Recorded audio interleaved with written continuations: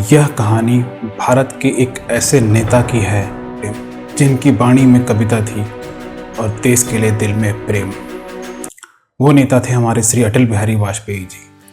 अटल बिहारी वाजपेयी जी का जन्म 15 दिसंबर 1924 को ग्वालियर में जो कि मध्य प्रदेश में हुआ था। अटल बिहारी जी का पूरा नाम अटल बिहारी वाजपेयी था। अटल बिहारी जी के पिता श्री कृष्ण बिहारी वाजपेयी जी पेशे से एक टीचर थे, उसके साथ ही साथ एक कवि थे। उनकी माता का नाम कृष्णा देवी था। अटल बिहारी वाजपेयी जी बचपन से ही बहुत होनहार और देशभक्त थे।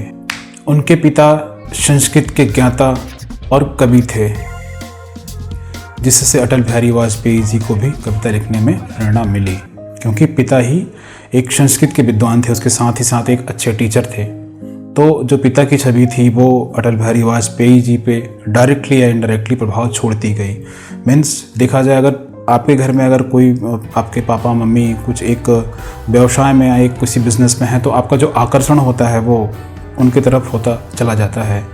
तो वही वाली छाप अटल बिहारी जी के जीवन पे पड़ी, क्योंकि पिता कवि थे, टीचर थे, तो वो पिता की देखती चीज़ों को वो सीखते गए और उनके अंदर भी ये कवित्व तो पैदा हो गया। उनकी जो प्रारंभिक शिक्षा थी वो ग्वालियर के सरस्वती शिशु मंदिर में हुई थी।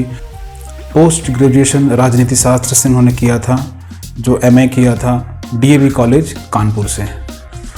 वे पढ़ाई में बहुत तेज थे और अपने युवा अवस्था में ही RSS से जुड़ गए थे। अटल जी ने कुछ समय तक पत्रकार के रूप में काम किया और 5 जन और राष्ट्र धर्म जैसे पत्रों में कुछ दिन तक लेख लिखे। एक प्रभावशाली वक्ता, कवि और लेखक भी। उनकी जो कविताएं हैं ना, वो आज भी लोगों को बहुत प्रेरणा देती हैं। अटल बिहारी वाजपेयी जी का जो राजनीति शुरुआत हुआ था, अटल बिहारी वाजपेयी जी 1951 में जनसंघ एक पार्टी थी, उसके साथ जुड़ गए थे। वो वही पार्टी थी जो आज BJP में कन्वर्ट हो गई है, मतलब BJP बन गई है। बाद में उसको भारतीय जनता पार्टी में बदल दिया। पहली बार वो 1957 में लोकसभा सांसद बने, जो कि बलरामपुर से बने थे। उनके भाषण, बाप रे, उनका जो है ना भाषण था, आज के समय में कोई भाषण देता है तो आप 5 मिनट सुनेंगे तो पागल हो जाएंगे, अरे चलो यार समय बर्बाद हो रहा है। लेकिन जो उनका भाषण था, वो जो विपक्ष में बैठते थे ना, उनको भी सम्मोहन विद्या में ढाल देती थी। मतलब उनको एक प्रकार से, हम शांति चाहते हैं, ये तो दुनिया ने देखा। अब दुनिया ये देखेगी कि हम शांति की रक्षा के लिए और अपनी शक्ति का भी प्रदर्शन कर सकते हैं। 1980 में भारतीय जनता पार्टी की स्थापना हुई। वे उसके पहले अध्यक्ष बने। मतलब भारतीय जनता पार्टी की जब स्थापना हुई थी तो उस समय हमारे अटल बिहारी वाजपेयी जी उसके पहले अध्यक्ष बने थे।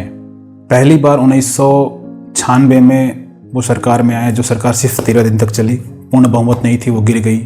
दूसरी बार वो 1998 से लेकर 1999 तक रहे, जो 13 महीना की सरकार थी। उसके बाद वो भी 13 महीने के बाद धराशायी हो गई, क्योंकि वो पूर्ण बहुमत नहीं थी।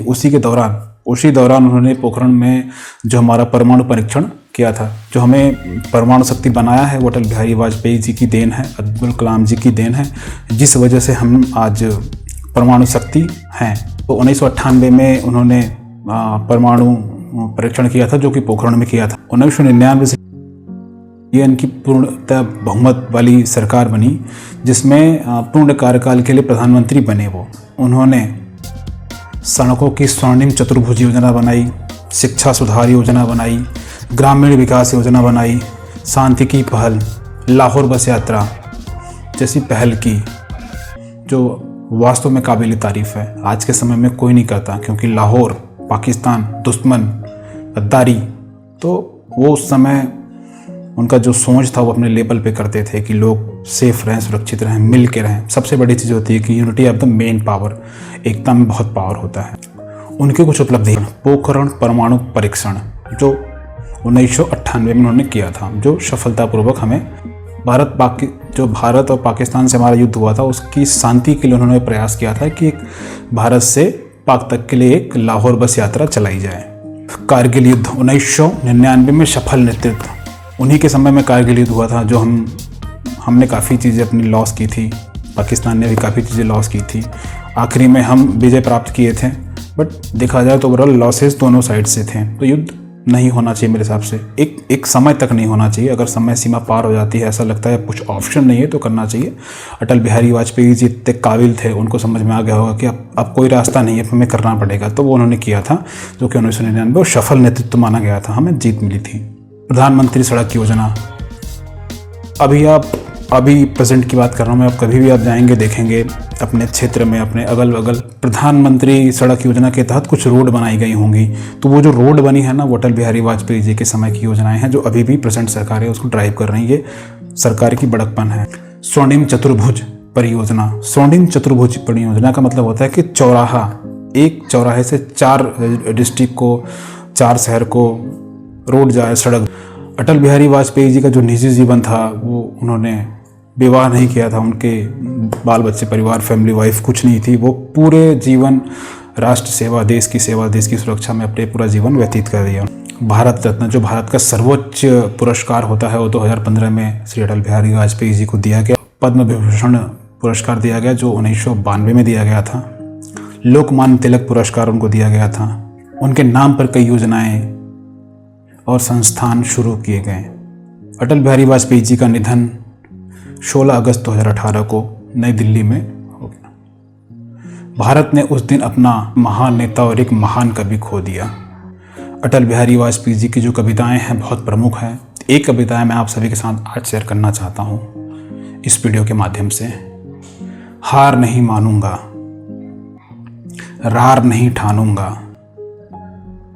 काल के कपाल पर लिखता मिटाता हूं, गीत नया गाता हूं, आओ फिर से दिए जलाएं।